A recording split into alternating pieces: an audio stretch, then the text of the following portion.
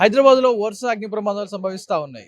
నిన్న బాచుపల్లిలో ఉన్న ఏవైతే గోదాం షాపింగ్ మాల్స్ ఏవైతే ఉంటాయో చిన్న చిరు వ్యాపారస్తుల షాపులు ఏవైతే ఉంటాయో అవన్నీ కూడా అగ్నికి అవుతవడం జరిగింది. ఇప్పుడు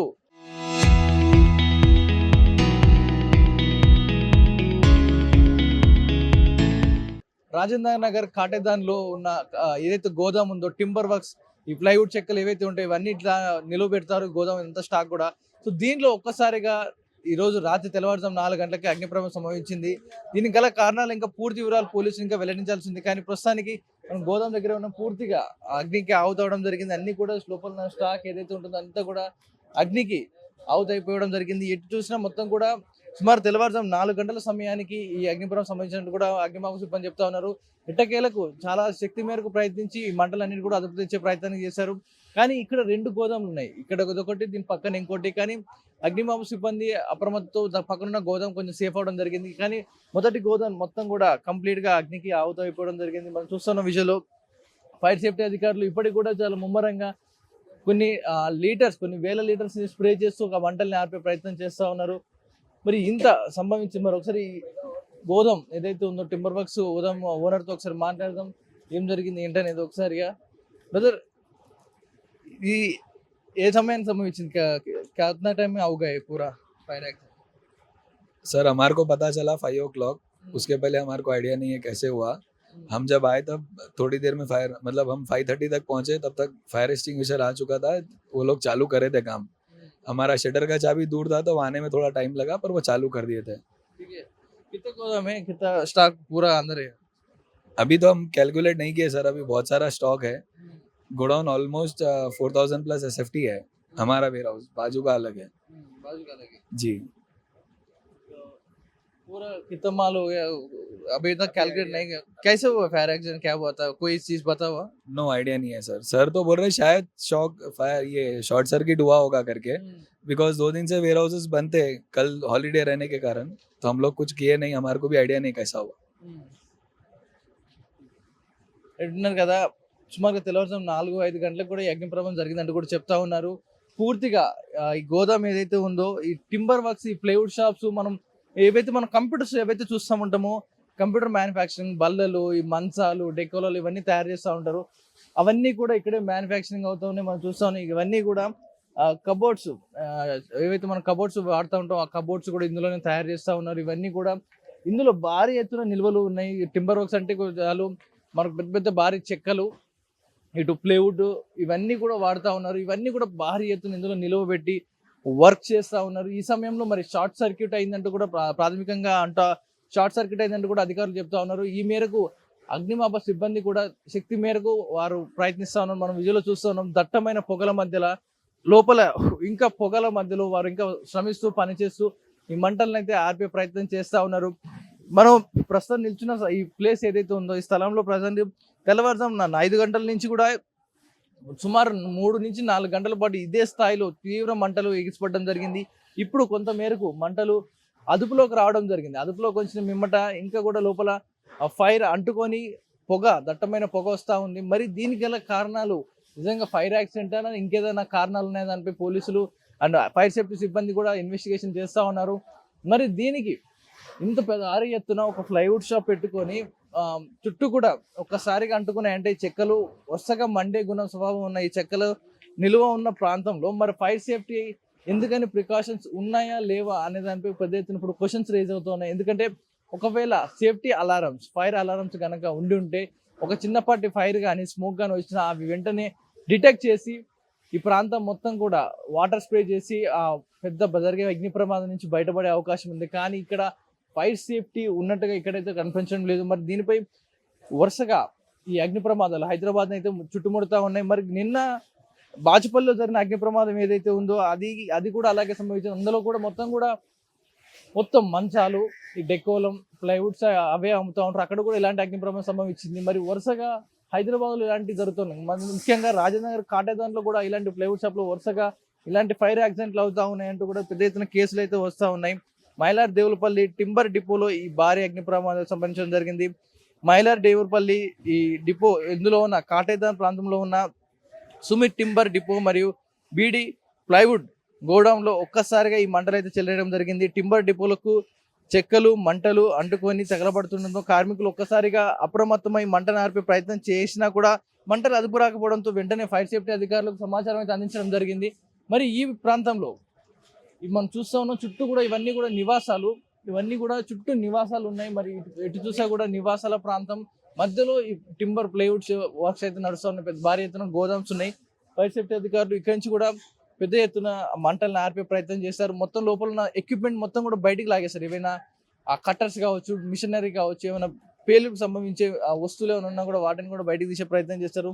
మనం చూస్తాం ఏ మేరకు ఇవన్నీ కూడా తగలబడి మొత్తం కూడా కొన్ని కాటన్ సంబంధించినవి కావచ్చు, ఈ ఫైబర్ మెటీరియల్ కావచ్చు, ఇవన్నీ కూడా ఇందులో ఉండడం జరిగింది. ఇవి కూడా ఈ కొంచెం మెటల్ లా కనపడుతున్న ఫైబర్ గ్లాసెస్ ఇవన్నీ కూడా ఇవి కూడా అంటుకొని మొత్తం కూడా ఎక్కడికక్కడ చిల్లా చెదిరైపోయి పగిలిపోవడం జరిగింది. ఇవన్నీ కూడా పెద్ద ఎత్తున ఒక భారీ విధ్వంసం సృష్టింది అనుకోవచ్చు. లోకోల ఓన్లీ కటింగ్స్ తోటి తయారు చేసి చిన్నపాటి వెల్డింగ్స్ చేస్తారు కాబట్టి ఒక పేలుడు లాంటి సంభవించలేదు. ఒకవేళ ఇందులో కనుక ఏమైనా గ్యాస్ కట్టర్లు ఇంకేమన్నా ఏసీ మిషనరీ కానీ ఇలాంటివి కనుక ఉండుంటే భారీ అగ్ని ప్రమాదం సంభవించేదంటూ కూడా ఫైర్ సేఫ్టీ అధికారులు భావిస్తూ ఉన్నారు. ఒక్క మనం మోటార్లు చూస్తా ఉన్నాం, ఇంకొక కొన్ని వెహికల్స్ కూడా ఉన్నాయి ఇందులో మనం చూస్తా ఉన్నాం. మరి వెహికల్ ఇది గతం నుంచే ఇక్కడ ఉందా, మరి ఇందులో అగ్ని ప్రమాదంలో సంభవించి కాలిపోయింది అనే దానిపై రాలేదు. ఒకవేళ ఈ పెట్రోల్ అంటుకున్న ఏదైనా షార్ట్ సర్క్యూట్ అయింది అనే దానిపై ప్రశ్నలు తలెత్తా ఉన్నాయి. ఫైర్ సేఫ్టీ అధికారులు ముమ్మరంగా లోపల జరుగుతున్న మంట ఏదైతే ఫైర్ ఉందో ఇప్పటికీ కొన్ని గంటలుగా శ్రమిస్తూ ఉన్నారు. ఇంకా కూడా మంటలు అదుపులో.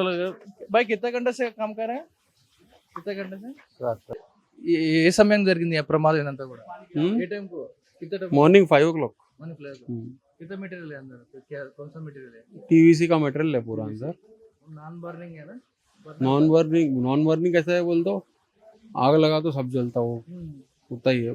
फायर रेसिस्टेंट रहता, इसके लिए थोड़ा बच गया, बाकी जो था वो पूरा जल गया उस तरफ का। तो कितना खर्च हुआ था पूरा? एस्टिमेशन क्या है? अभी तो बाहर निकाला, कैसा एस्टिमेशन मालूम होएगा अभी, अप्रोक्सीमेटली कितना होगा? No idea. कोई इंजर हो गया आपको? नहीं कोई भी नहीं। उसको कैसा हुआ कोई बता दिया? फायर एक्सीडेंट कैसा हुआ? ये बाजू में लगा है, वहां से इधर आया उतना ही है। उसमें कोई वाल नहीं है ना, पूरा गया? हाँ ये पूरा टीन का ही है।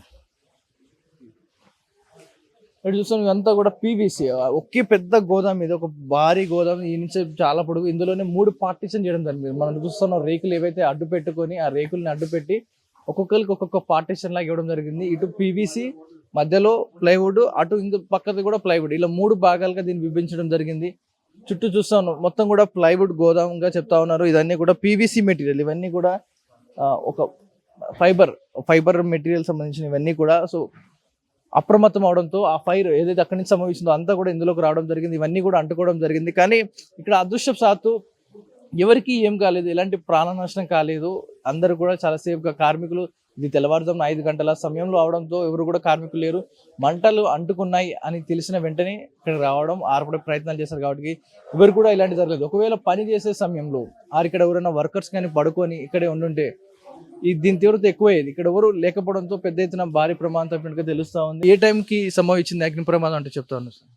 ఫైర్ మాకు వచ్చేసి 4:48కి వచ్చిందండి. అంటే బిఫోరే ఇది ఒక గంట ముందే ఒక ఫైర్ కాల్ వచ్చింది.